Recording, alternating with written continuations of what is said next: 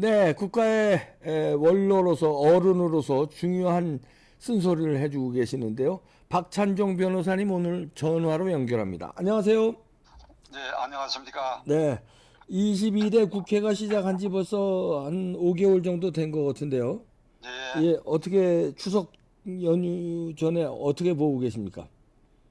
그 22대 국회가 지난 5월 30일에 개원을 했으니까, 네, 오늘로서 따지면 4개월 반쯤 되지요. 네, 5개월째 네, 접어들었는데, 이 국회의 그 상임위원회나 본회의에서 벌어지고 있는 이 민주당의 이 행동은 이거 철저하게 이재명 대표의 이 사법 리스크에 대한 방탄을 맞춰가지고 네, 그렇죠. 그래서 이재명을 위한 이재명의 방탄 국회로 아주 정확하게 자리매김했는데 네, 그런데 본회의와 상임위원회에서 이 벌어지고 있는 이 민주당의 전부는 아닐 거예요. 네. 민주당 강경파들의 이 행태를 보면 이게 22대 국회 전체를 상징하는 말로서 나는 이게 망나니 국회가 됐다고 봅니다. 아, 망나니 망나니 국회다. 그렇게 국회. 정리하시군요. 예, 망나니가 망나니라 그 무슨 뜻입니까? 칼춤 추고 그런 거 아닙니까? 그 사람 죽일 때. 내가 뭐 국회에 잠시 있었던 데는 지금 세월이 오래 흘러버렸고 네. 내 경험이 하더라도 이런 특정인 하나를 위해서 이렇게 망나니 국회라고 하는 표현이 되는 것은 네. 이건 처음 있는 일이고 대단히 불행한 일이지요. 그렇죠. 네. 망나니라고 하는 게 말과 행동이 맞가는 상황을 말하는 것인데 이건 조선조 시절에 이게 참수형을 처한 그 죄수들을 대해서 망나니가 칼춤 추면서 목을 자르는 거 네. 그때 이걸 망나니 칼춤이라 그러거든. 그렇죠. 예. 네. 그런데 이걸 이제 정치적 의미에서 이게 망나니 국회라고 이렇게 명명할 수밖에 없는 거는 참 불행한 일입니다. 네, 그러니까 그러네. 이제 막말과 폭언으로 일단 한번 상징되는 거 한번 살펴보면 네. 이게 말이죠. 이게 악보에 최고음과 최저음이 뭐 있는 걸로 알고 있는데 네. 나는 악보를 잘 모르는데 예. 그러니까 지금 이 막말과 폭언의 최고 수위의 말이 살인자라는 말입니다. 살인자. 그렇겠죠. 얼마 네. 전에 법사위에서 네. 전현희 의원이 거기 법사위에서 난데없이 거기 의안하고는 인과관계도 없는 일을 두고 윤 대통령과 김건희 여사 부부가 살인자라고 얘기를 했어. 예. 살인자. 맞습니다. 예. 그거는 국민권익위원회가 이른바 김건희 여사 몰카 가방 사건을 그 기본 조사를 했던 것과 관련하고 뭐 다른 업무도 뭐 다 관련 있었던 것 같은데 거기 그 국장급이 스스로 목숨을 끊은 일이었거든요. 네. 근데 그게 그 윤석열 부부하고 이게 전혀 몽상적 인과관계도 없는 일이야. 그래서 전현희 의원이 이제 국민권익위원장을 직전 지냈다는 그 때문에 그랬는지 작은 법사위에서 최고 음절로 얘기했어. 이 네. 목소리도 최고조야. 네. 소프라노 최고 고음으로 맞아요. 네. 그냥 이게 부드럽게 살인자 이렇게 한 게 아니라 살인자 아주 이렇게 했는데 고음으로 고성을 질렀습니다. 그래서 제가 이 22대 국회 지금 5개월째에 이 민주당 강경파에 의해서 이렇게 쏟아낸 폭언의 극한점에 살인자가 있다. 살인자라는 용어를 사용했다. 네. 전현희 의원이 그 법사에서 그 발언할 때는 민주당 전당대회가 지역별로 진행되고 지역별 투표가 진행되고 있을 때인데 그 시점에 최고위원 후보 뭐 6명, 7명 나온 사람 중에 5명까지가 이제 최고위원이 되는데 6등을 하고 있었어. 6등. 네. 그러니까 마지막 지역 대회가 수도권 지역 대회를 남겨놓고 있는 시점에 법사위원으로서 이제 그렇게 살인자라고 하는 그 고음절의 폭언을 했는데 그 직후에 그 서울 지역 당원대회에 가가지고 이제 후보 또 정견 발표를 하니까 그 후에 그 당원들이 이제 투표를 하지요. 그러니까 네. 마지막 아주 큰 덩어리의 투표를 앞두고 그 정견 발표에서 이번에는 제가 그 화면과 이 소리를 유의해서 들었는데 법사위는 그런 대로 뭐 국회니까 그런데도 고음질을 했는데 이 당대회에서는 말이죠. 몸을 부르르 떨고 하더라니까. 네. 제가 그 흉내를 못 내겠어요. 네, 저도 봤습니다. 그. 예. 내다 보면 제 핸드폰 이게 터질 것 같았어. 내가 말을 못하고 예, 예, 소리를 어떻게 크게 지르고 막 예. 부르르 떨면서 하는데 이 세상에 이런 살인자가 없다 하는 그런 거야. 예. 부르르. 그 결과가 어찌 된지 아십니까? 알죠. 예. 6등이 2등이 되어버렸어. 그 그러니까 발언을. 예. 민주당 강경파들은 윤석열 부부를 살인자로 그리고 이 정권을 매도하고 몰아치고 하는 것에 대해서 동의하고 쾌감을 느끼고 그리고 만세를 부르고 그 결과 이재명은 죄가 없다. 이재명을 보호하자. 이걸로 이제 귀결되는 것 같아. 예. 이게 말이 됩니까? 이게. 그런데 지금까지 사과한 일이 없어. 근데 어떤 유튜브에서 뭐 그걸 뭐 물었는가 지금 그 사과 용의가 없느냐 했더니 전혀 사과 용의가 없다고 얘기를 하더라고. 네. 그러니까 이건 말이죠. 국회에서도 그 발언이 면책 특권이 있는 걸 헌법에 되어 있어요. 네. 국회의원이 국회 안에서의 표결과 발언에 대해서는 대외적으로 책임을 지지 않는다. 그런데 대법원 판례는 그 면책 특권도 무제한으로 인정되는 것이 아니라 이게 허위 사실이거나 모욕적이거나 이럴 경우에 그 면책 특권으로 보호되지 않는다. 저는 법사위에서 그 전당대회에서 얘기한 거야 뭐 어떻게 하겠어요. 근데 법사위에서 살인자 발언은 면책 특권으로 보호 대상의 범위를 넘어선 것이다. 네. 이게 국회의원 징계에 당연히 해당되는 일이고 형사 사건으로도 윤석열 부부가 고소를 하면 이게 사건이 되리라고 봅니다. 예. 그러니까 이런 그 일이 이제 최고 음절이 이제 살인자고 그 외에도 이 박규동 상임위원회에서 지금 일어나고 있는 이제 법사위 같은데 정청래 위원장이 전 국방장관 이종섭 그리고 전 해병사단장이고 아직도 현역 장군이 그 청문회에 최상병 사건으로 불려 나왔을 때 그 장군은 제복을 입고 나왔어요. 예. 그런데 어떻게 했는가 하니까 뭐 당신들 제대로 말 안 한다. 지금 밖에 나가 10분 가량 그러니까 벌서라. 이랬더니 박지원 의원이 그것도 법사위원인지 그런가 본데 그거다 말을 못했어. 가서 얼차려 하고 있으라고. 네. 이거 정말 용납될 수 없는. 나는 그때 그 장면을 보고 그 장군이 그게 왜 순순히 응하는지 나는 이해할 수 없어. 그러게요. 예. 그 국방장관 이종섭 씨 전 국방장관 그 사람도 육군 삼성장군 출신인데 그리고 무엇보다도 아무리 믿고 아무리 범법 행위를 했다고 치고 그 사람들이 다 유죄 판결 아직 나지도 않았는데 제복 입은 장군에 대해서 이렇게 하면 이게 미국이나 구라파 선진국 같으면 그 국회의원 제명당합니다. 그럼요. 예. 언제 희생될지도 모르는 그런 그 제복 입은 군인이나 경찰관, 방위군 이런 것에 대해서는 국민이 경례를 붙여요. 제명이 아니라 총 맞아요. 미국에서 국민들한테. 미국은 민항기에 예. 제복 입은 군인이 타도 그 우선권을 주고 예우를 갖춘다는 거 그럼요. 아닙니까? 그럼요. 예. 근데 국회 분류하고 이런 행패에 가까운 일을 이게 벌리고 있다. 그러니까 이게 정신줄을 놨다는 말이 있잖아요. 네. 정신줄을 놨다는 말. 그리고 또 하나는 말이죠. 이게 반복해서 국회 출석한 국무총리나 관계장관들을 조롱하고 모욕하고 막 그러는 겁니다. 네. 이게 도저히 그 한도를 넘어선 거예요. 규범이라는 게 있다. 규범.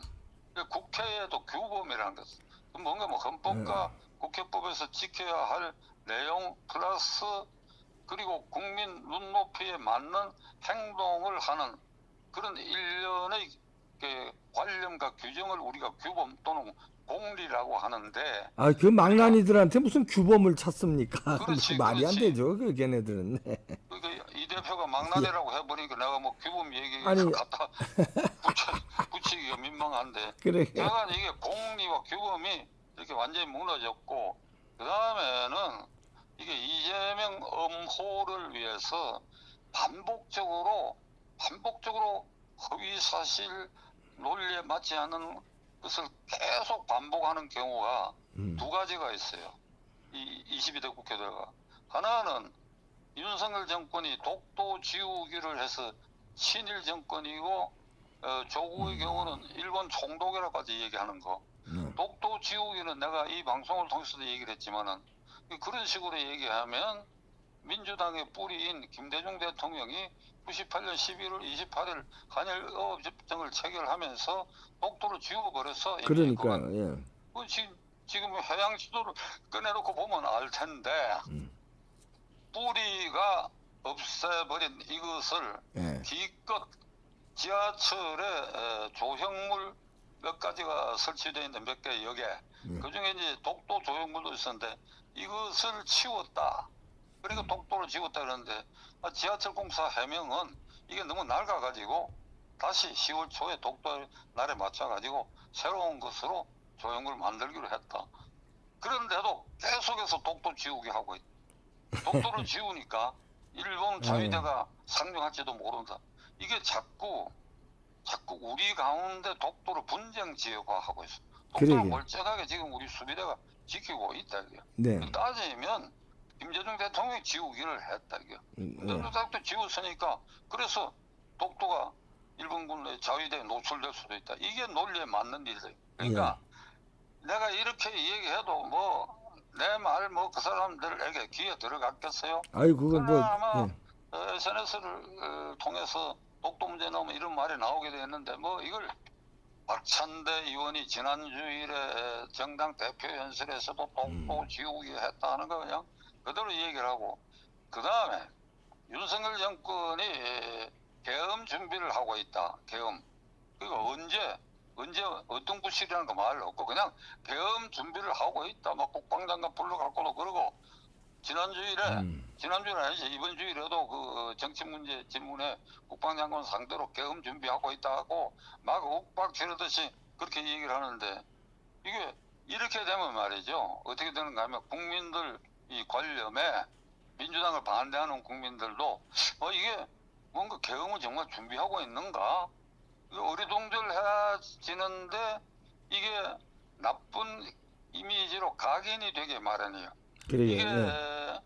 민주당의 이재명 주변에서 히틀러 치하의 선전상 개펠스의 선동선전법을 이게 이론적으로 연구했는가 싶은데 반복하는 거예요. 반복. 네. 개펠스가 한 유명한 말이 거짓말도 한 번 하고 10번 하고 50번 하고 고지 안 듣는다. 99번 하도 고지 안 듣는다. 100번 하면 고지 듣게 마련이다. 예. 이제 그런 개별에서 유명한 어록이 남아 있는데 이게 이런 것을 계속 반복해.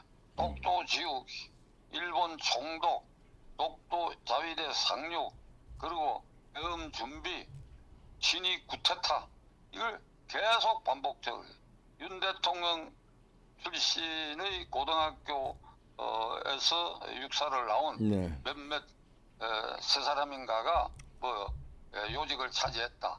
그들이 계엄이 발동될 때 동원력을 내릴 수 있는 자리에 있다.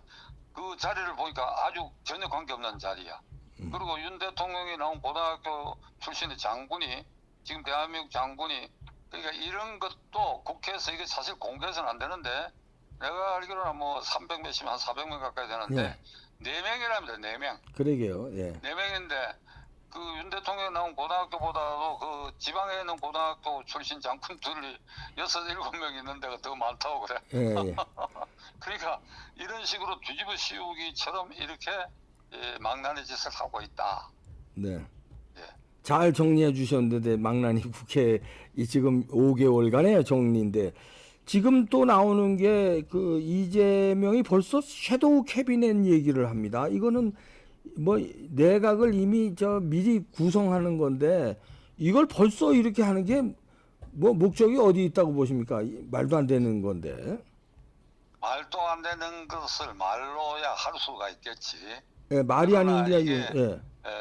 규범과 상식에 어긋나는 것인데 네. 섀도우 캐비넷이라고 하는 것은 차기 내각을 이제 구성한다는 뜻인데 이게 이제 이원 내각제 아래서 이제 이런 이제 섀도우 내각을 구성한다는 게 이제 실제로는 일본이나 독일이나 영국 같은데 섀도우 내각을 구성하지 않아요. 네. 그러나 이제 예를 들면 정권이 영국의 보수당에서 노동당, 노동당에서 보수당으로 넘어간다. 독일의 경우도 뭐 이게 기민당에서 사회당으로 정권이 넘어간다 이러면 되게 짐작은 하지요. 네.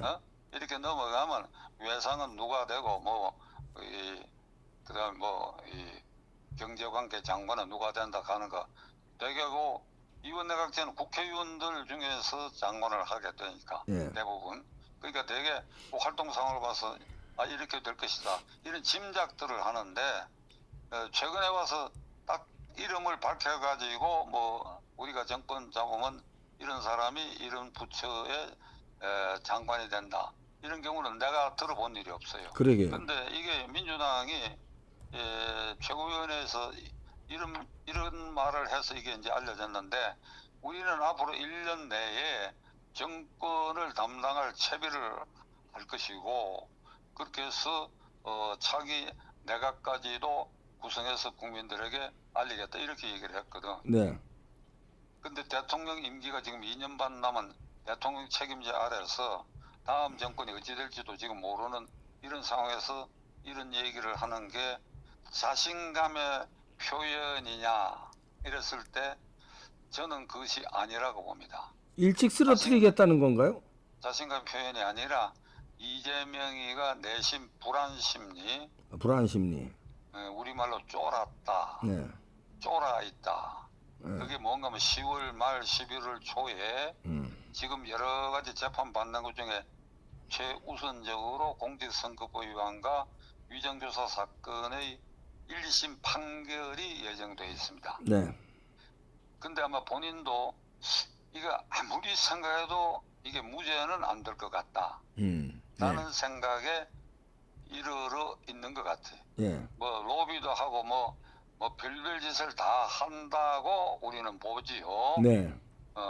유창훈 부장판사가 이재명에 대한 구속영장을 기각한 것 그것은 국회도 체포 동의안에 가결을 한 사안입니다. 네. 그러니까 입법부인 국회도 국회 구성원의 하나인 이재명 의원이 구속돼도 괜찮다 하는 결의를 한 사건에 이걸 지난번에 한 말씀드려서 오늘 뭐 구체적으로 말씀 안 드리겠습니다만 이걸 영장을 기각하는데 해결한 이유로 기각을 했거든. 그러니까 공직선거법 위반이나 위정교사 사건도 뭐 무죄가 되거나 공직선거법 위반은 자격 상실형이 아닌 80만이 되거나 이렇게 우려하는 사람도 있는데 이번 주에 들어와가 어떤 일이 있었는가 하면 위정교사 사건의 그 마지막 이 정인 참고인 신문에서 이재명과 위정교사를 받았다고 하는 사람 사이에 이 전화 통화한 녹취록이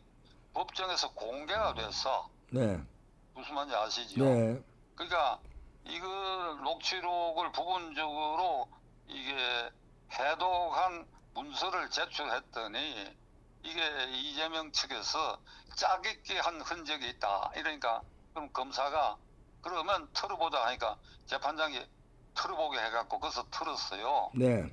그러니까 이재명 피고인도 앉아있는 데서 근데 그게 딱 들어보면 이재명이가 뭐라고 얘기하니까 보도된 걸 보니까 좀 나를 위해서 좀 이렇게 좀 해달라 아주 구체적으로 지시한 음성이 다 나와요. 네. 그런데 그날 그 법정을 분위기를 묘사한 뉴스를 보니까 순간적으로 이재명 안색이 확 변했다. 네. 이런 보도가 있는데 그거는 그런 보도 아니라도 아이쿠 이거 웬일이야 하고 이제 의자에 앉아 있지만은 땅바닥에 털썩 주저앉는 심정에 도달했을 것이다. 저의 이게 법정 경험에 비춰서 이런 사건에 이런 피고인의 이런 녹취록이 구체적으로 뭐 아무리 부인해도 이걸 없앨 수는 없으니까 그렇죠? 네, 그렇죠. 그러니까 그 직후부터 지금 나타난 게 이 섀도우 캐비넷 얘기가 나타나기 시작했어. 그러니까 우리는 1년 안에 정권을 맡을 준비를 하겠다. 그러니까 이거는 간접적으로 검찰과 법원에 대한 위세를 보이고 어떤 의미에서는 협박을 하는 것이지. 네. 난 대통령 될 사람이다. 난 대통령 될 사람이다. 그러니까 이게 이제 10월 말 11월 초에 공직선거법은 자격상실형의 형이 나오고 위정교사 사건은 유죄 판결이 나오게 되면 저는 위정교사 사건이 유죄라면 그거는 크고 작고 그 위정에서 파급되는 효과가 어느 정도 크냐 적으냐 관계없이 위정한다고 하는 것은 사법방해니까 이건 당연히 실형이 선고되고 구속이죠? 법정 구속을 해야 된다고 봅니다. 법정 구속 가야죠. 예. 당연히 해야 돼. 이거는 지난번에 유창원 부장판사 이 사람도 이게 참 해괴한 것이 여러 가지 구속 사유를 나열하는 가운데 위정교사 사건은 인정된다 그랬어. 네. 소명된다 그랬어. 네. 그래 놓고도 이걸 기각을 했는데 이거 이제 위정교사 사건 따로 된 이 판결은 반드시 유죄면 이게 법정 구속을 해야 할 사안이다. 네. 그러니까 작은 이런 일이 본인에게 얼마나 두렵겠어요. 그래서 그 뒤에 뭐 뉴스를 보면 뭐 김종인도 만났다 또 누구를 만났다 뭐 오늘 아침 뉴스도 보면 외연 확대에 골몰하고 있다. 내가 보면 이게 전부 허위 의식에 매몰돼 가지고 불안할 때는 사람이 뭔가를 가만히 있으면 더욱 불안해지니까 뭔가를 움직이는 겁니다. 섀도우 캐비넷도 한다. 내가 뭐 김종인도 만난다. 누구도 만난다. 막 이래 떠들고 댕기고 그러니까 지난 일요일 날은 거기 갔다 왔지. 저기 양산에. 예, 그런데 그것도 다 그의 일환이겠죠. 예. 문재인이하고 둘이 손들고 그러니까 방탄 동맹 맺었잖아요. 네. 이건 구체적으로 범죄자 동맹이야. 범죄자 동맹. 네. 막 이런 것도 하고 막 지금 정신없이 다니는 게 나는 그 심리적으로 이게 쫄아가 불안 심리야. 그러면 1심 판결에 두 가지가 다 본인에게 불리한 판결이 나면 물론 이게 확정되는 고등법원과 대법원까지 가야 되지만 이게 확정 판결이 되면 이제 민주당 뿌리가 흔들립니다. 네. 뿌리가 흔들려요. 그러니까 이런 것 때문에 섀도우 캐비넷까지 나왔다. 그러니까 이런 사람을 보호하기 위해서 국회를 망나니 국회로 만들었다. 예. 이게 이재명 한 사람 때문에 이 국회가 망가지고 이런 행태를 우리 국민들은 지켜보고 있어야 되느냐.